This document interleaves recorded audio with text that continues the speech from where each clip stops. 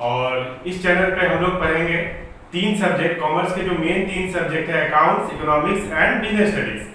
So start करने से पहले मैं सबसे पहले कॉन्ग्रेचुलेसन उन बच्चों को जो 10th से 11 में आए हैं और जिन्होंने कॉमर्स चूज किया है एज ए स्ट्रीम। तो चलिए, आप लोगों के लिए ये सब्जेक्ट नया है, ठीक है, तो कोई दिक्कत नहीं है। चलिए एक एक करके स्टार्ट करते हैं। आज स्टार्ट करेंगे क्लास 11 बिजनेस स्टडीज चैप्टर 1।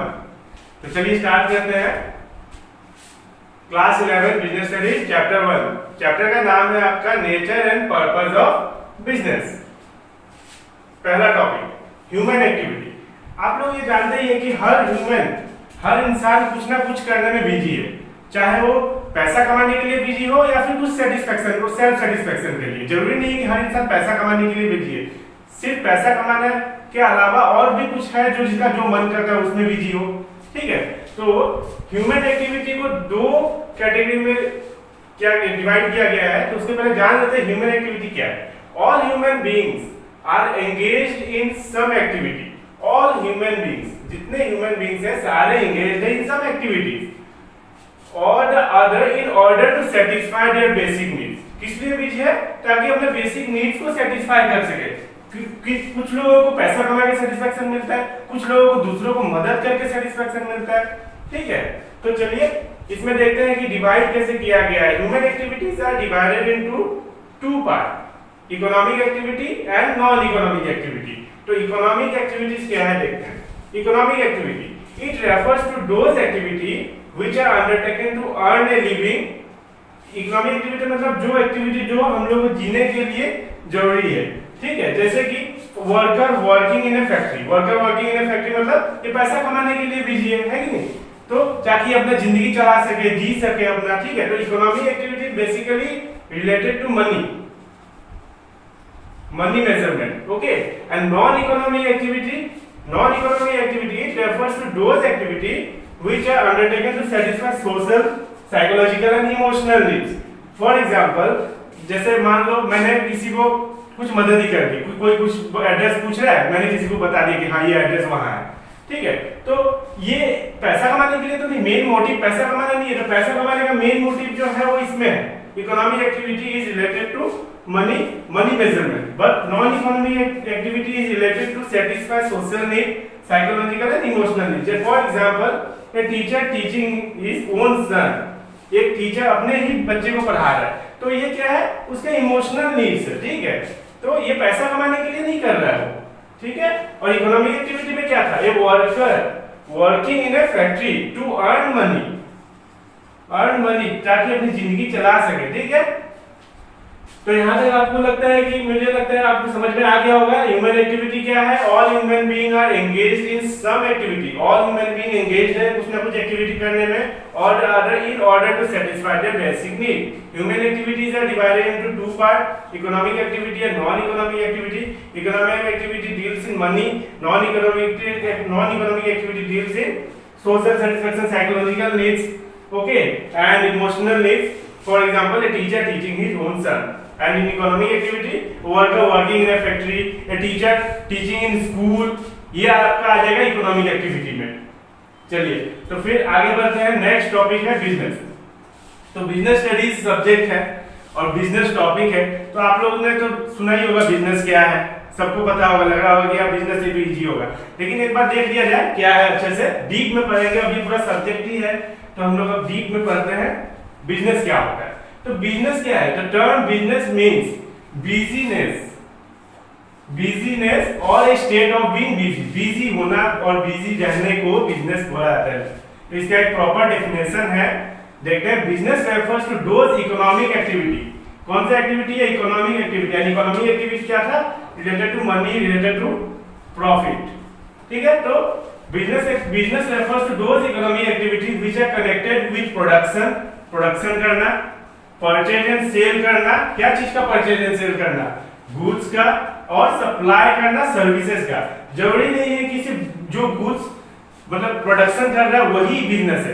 कोई क्या बोलते हैं, कोई सप्लाई सर्विस का भी सप्लाई हो सकता है, जैसे कि ट्रांसपोर्टेशन, इंश्योरेंस, बैंकिंग, ये सब भी आपका क्या है, बिजनेस में आता है। ऑन ए रेगुलर बेसिस, ये आपका रेगुलर बेसिस में होना पड़ेगा। मान लीजिए आपने एक बाइक बेच दिया, ठीक है, उससे आपने आपने 10,000 इनकम कर लिया, ठीक है। तो ये नहीं होगा, ये बिजनेस नहीं होगा, एक दिन करने से आपका नहीं होगा। बिजनेस आपका हमेशा रेगुलर बेसिस पे होना पड़ेगा। It should be on a regular basis with the main object of earning profit. और बिजनेस का मेन ऑब्जेक्ट क्या है? अर्न करना, प्रॉफिट अर्न करना is the main objective of the business. तो क्या था? Business refers to those economic activity which are connected with production, purchase and sale of goods or supply of service on a regular basis with the main object of earning profit। Main object क्या है business का? Earning profit, क्योंकि business profit के बिना business grow ही नहीं कर पाएगा। चलिए आगे बढ़ते हैं। कैरेक्टरिस्टिक्स ऑफ बिजनेस, या फिर आप फीचर बोल लो, फीचर्स बोल लो, नेचर बोल लो, एक ही बात है, कंफ्यूज नहीं होना है। अगर एग्जाम में नेचर पूछ दिया, फीचर पूछ दिया तो एक ही चीज है, कैरेक्टरिस्टिक्स ही है। मैंने लिख दिया यहाँ पे। एन इकोनॉमिक एक्टिविटी, बिजनेस क्या है? एक इकोनॉमिक एक्टिविटी है, जो कि हम लोगों ने यहाँ देख लिया। इकोनॉमिक एक्टिविटी, इकोनॉमिक एक्टिविटी क्या है? Which is related to money and profit. फिर क्या आता है? Production and procurement of goods and service. Production करना, यहाँ पे देख लिया हम लोगों ने। बिजनेस आपको डेफिनेशन से ही पता चल जाएगा, ठीक है। Production and procurement of goods and service. जरूरी नहीं है कि हर बिजनेसमैन प्रोडक्शन करता हो, हर बिजनेसमैन का इंडस्ट्री हो, क्या पता दूसरों से खरीद के बेचता हो, है ना। तो कोई दूसरों से खरीदा और फिर तीसरे को बेचा, तो ये procurement of goods and service. Sale और exchange of goods and service, exchange होना गुड्स एंड सर्विस का, है कि नहीं। फिर प्रॉफिट अर्निंग, प्रॉफिट अर्निंग तो main motive is the profit earning, yes और नो, कि without profit business cannot run for long time, long period of time. And number 5 is uncertainty of return. अब जैसे बिजनेस है, जैसे service है, service में हम लोगों को पता रहता है कि हाँ आने वाले मंथ में इतना पैसा मिलेगा, ये सैलरी आ जाएगी। लेकिन बिजनेस में क्या है, जब ये इस जरूरी नहीं है कि आने वाले मंथ में, इस मंथ अगर मान लो 50,000 का प्रॉफिट हुआ है, तो जरूरी नहीं है कि आने वाले मंथ में भी 50,000 का ही हो। ये ज्यादा भी हो सकता है, कम भी हो सकता है कि नहीं। तो uncertainty of return, return uncertain है, फ्यूचर अनसर्टेन है। कोई नहीं जानता है कि बिजनेस में आगे क्या होगा। कभी बिजनेस में डाउनफॉल भी आ सकता है, कभी इंक्रीज भी हो सकता है।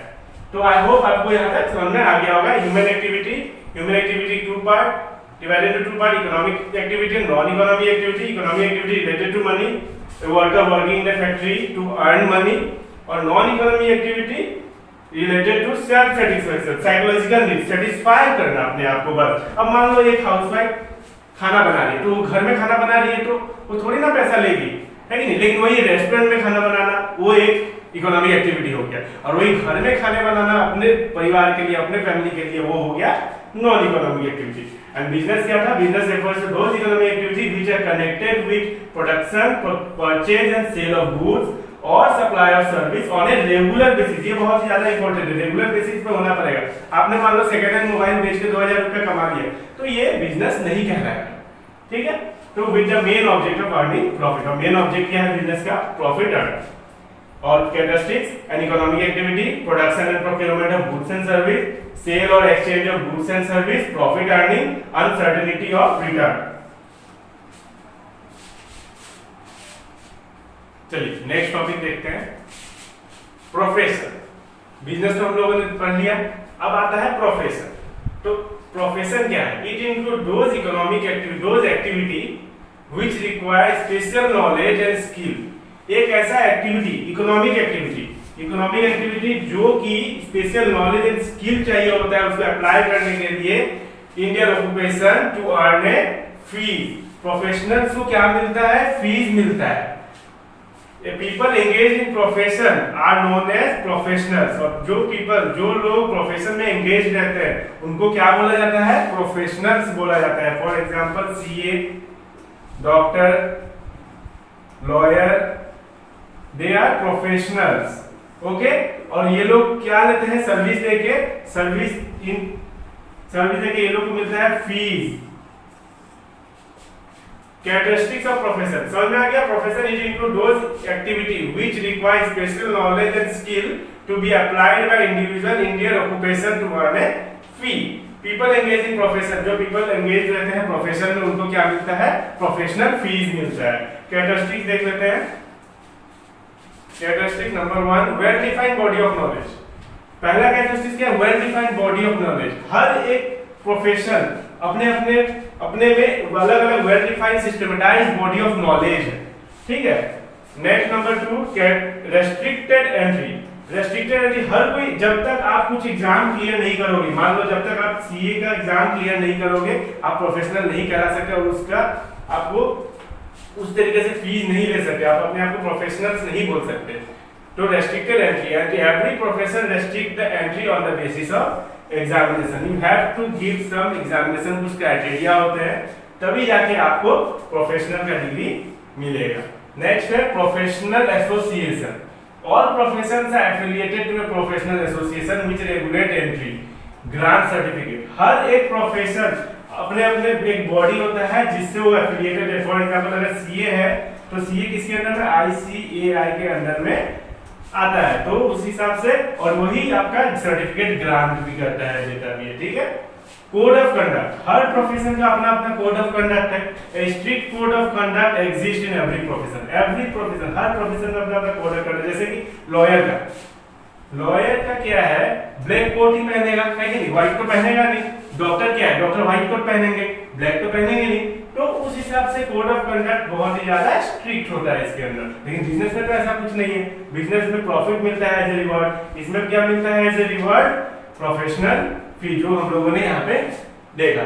तो professionals earn income in the form of professional fees.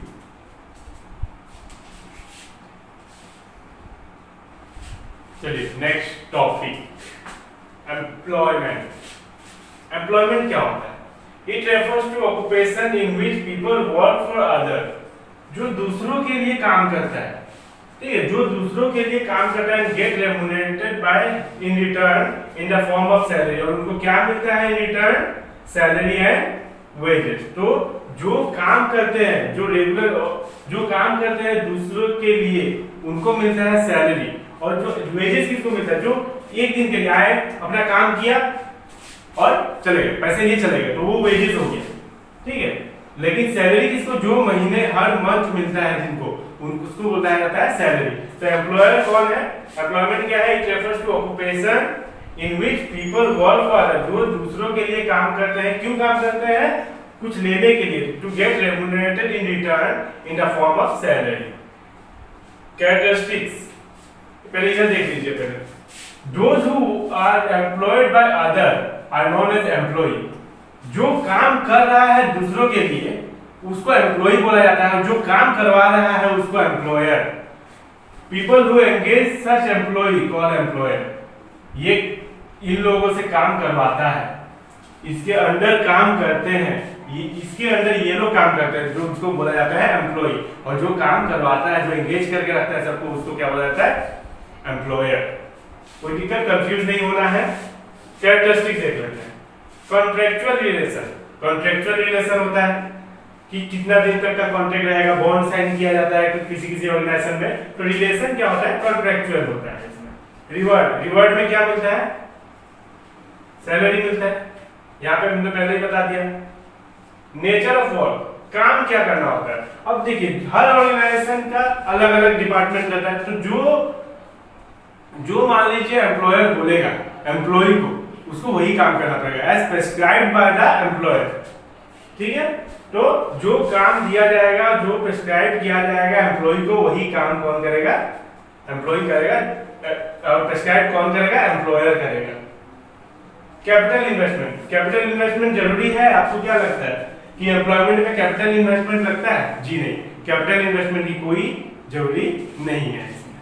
Next है qualification. Yes, it needs a qualification, एक डिग्री होना, एक नॉर्मल क्वालिफिकेशन होना एज पर द, जो जैसे क्वालिफिकेशन जो पोस्ट है, जो वैकेंसीज है, उस हिसाब से आपका अगर क्वालिफिकेशन है, जो एम्प्लॉयर चाहता है कि आपके पास हो, वो होना जरूरी है, ठीक है। तो मेरे हिसाब से आपको समझ में आ गया होगा एम्प्लॉयमेंट क्या है।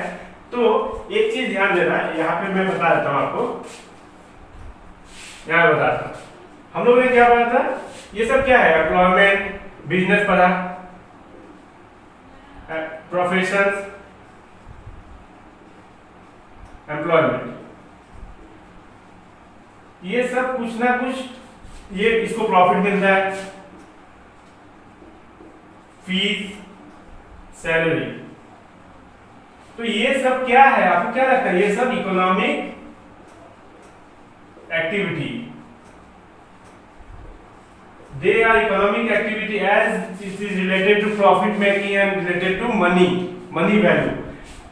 Okay, these are called economic activity. Three types of economic activity: business, profession, employment. तो इसमें कंफ्यूज नहीं होना है, it is not a non economic activity, it's a economic activity. तो आई होप आपको क्लियर हो गया होगा यहाँ तक। So thank you. वीडियो अच्छी लगे तो लाइक करें, शेयर करें, सब्सक्राइब करें और देखते रहें कॉमर्स अकेडमी।